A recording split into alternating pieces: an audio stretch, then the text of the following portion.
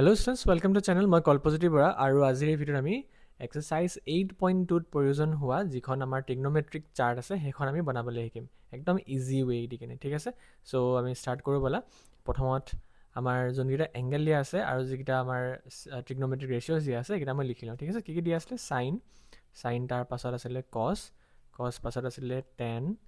sign কস ten তাৰপাছত আছিলে কট তাৰপাছত আছিলে সেক আৰু একেবাৰে শেষত আছিলে কসেক ঠিক আছে এনেকৈ লিখি ল'বা সাইন কস টেন কট সেক কসেক আৰু তাৰ পাছত এংগেল কোনকেইটা দিয়া হৈছে 0 ডিগ্ৰীটো ওলাবলৈ তাৰ পাছত 30 ডিগ্ৰীটো ওলাব লাগিব আৰু তাৰ পাছত 45 ডিগ্ৰীটো ওলাব লাগিব দেন 60 ডিগ্ৰী ওলাব লাগিব দেন 90 ডিগ্ৰী ওলাব লাগিব এইকেইটা এংগেল আমি ওলাব লাগিব ঠিক আছে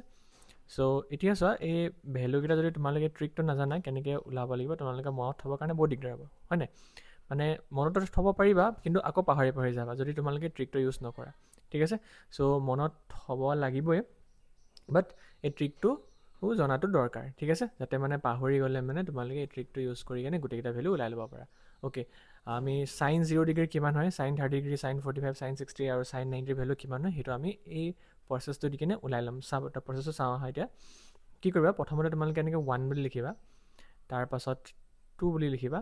1 নহয় প্ৰথমত তোমালোকে 0 পৰা ষ্টাৰ্ট কৰিবা 0 বুলি লিখিবা দেন 1 বুলি লিখিবা 2 3 4 লৈকে লিখিবা ঠিক আছে 0 পৰা 4 লৈকে লিখিবা আৰু তাৰ পাছত গোটেইকেইটাকে সেকেন্ড ষ্টেপ সবকে তুমি 4 ডিকেন ডিভাইড কৰি দিবা ঠিক আছে এনেকৈ সবকে 4 ডিকেন ডিভাইড কৰি দিলা গোটেইকেইটা নাম্বাৰ 0 পৰা 4 লৈকে লিখি কেনে সবকে 4 ডিকেন ডিভাইড কৰি দিবা ঠিক আছে এতিয়া যিকেইটা ভেলু কাট হ'ব সেইকেইটা কাট কৰি দিয়া যেনেকৈ এইটো 2 1 যা 2 আৰু 2 2 যা 4 হৈ আছে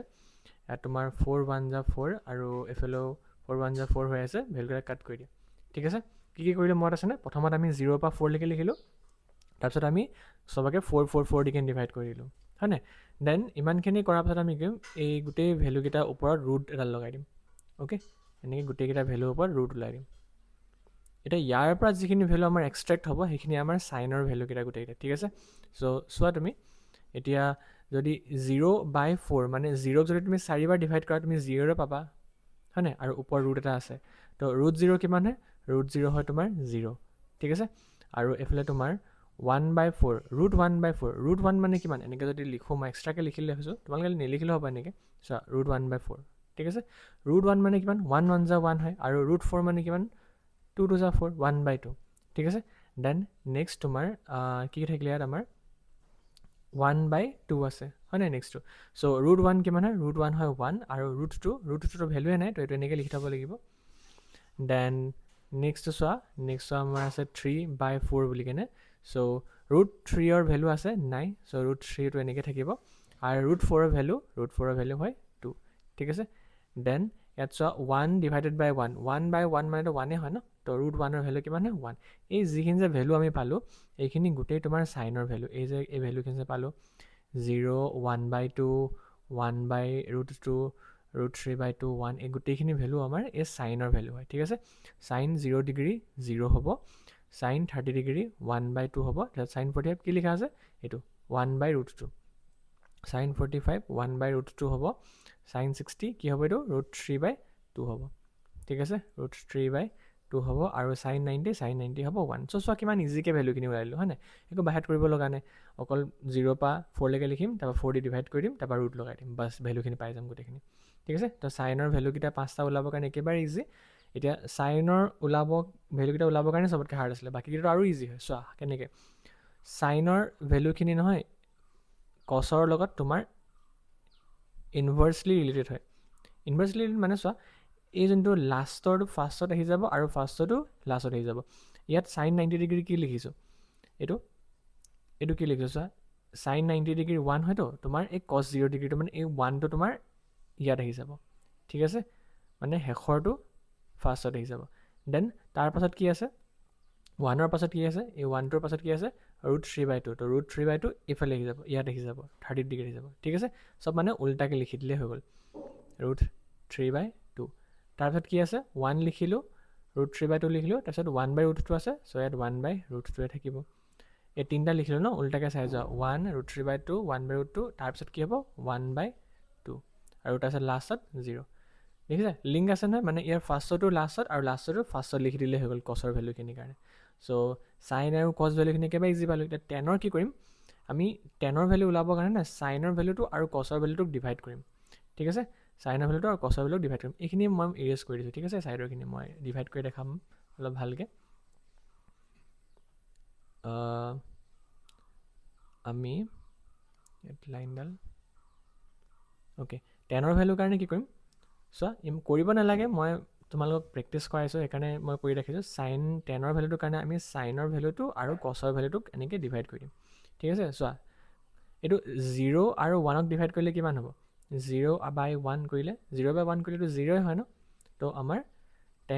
0 ডিগ্ৰী কিমান হ'ব 0 হ'ব ঠিক আছে আৰু এইটো নেক্সট চোৱা 1/2 আৰু 3/2 ডিভাইড কৰিলে কিমান হ'ব এনেকৈ 1/2 ডিভাইডেড বাই √3/2 এনেকৈ ডিভাইড কৰিলে কিমান হ'ব এই ডিনমিনেটৰ কাটি যাব আৰু ওপৰত কিমান থাকিলে 1 তলত কিমান থাকিলে তলত থাকিলে √3 চ' ইয়াৰ আনচাৰটো কিমান হয় 1/√3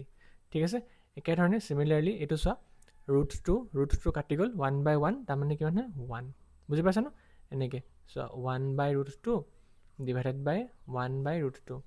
এনেকৈ √2 কেঞ্চেল কৰি দিয়া 1/1 মানে কিমান হ'ল 1 ঠিক আছে একেধৰণে 60 ডিগ্ৰীটো চোৱা √3/2 1/2 আছে তো ডিনমিনেটৰ কাটি দিয়া